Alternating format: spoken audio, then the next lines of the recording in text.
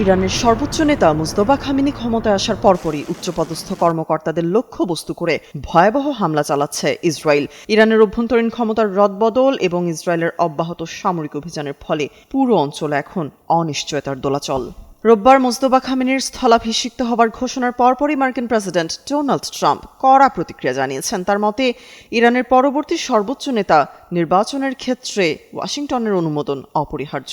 Trump সতর্ক করে বলেন, যুক্তরাষ্ট্রের সমর্থন ছাড়া নতুন নেতৃত্বের পক্ষে দীর্ঘকালীন টিকে থাকা অসম্ভব। এদিকে ইসরায়েলি প্রতিরক্ষামন্ত্রী ইসরায়েল কাটজ স্পষ্ট জানিয়েছেন, ইরানের নতুন নেতা যদি ইসরায়েলের ধ্বংসের নীতি বজায় রাখেন তবে তাকে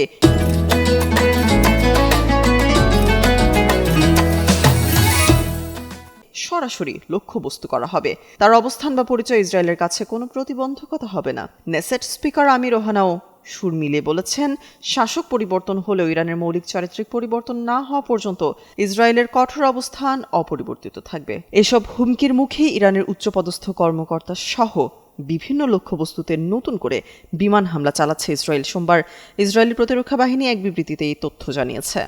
বিবৃতিতে বলা হয়, আইডিএফ ইরানের কেন্দ্রস্থলে অবস্থিত ইরানি শাসকদের অবকাঠামোর উপর নতুন করে হামলা শুরু করেছে। উচ্চপদস্থ ইরানি কর্মকর্তাদের নিশানা করে হামলা চলবে। ইসরায়েলের দাবি, ইসরায়েলি হামলায় ইরানের সর্বোচ্চ নেতার সামরিক কার্যালয়ের প্রধান আবুল কাশেম বাবাইয়ান নিহত হয়েছেন। তিনি সম্প্রতি এই পদে নিযুক্ত হয়েছিলেন। শনিবার চালানো হামলায় তিনি নিহত হন।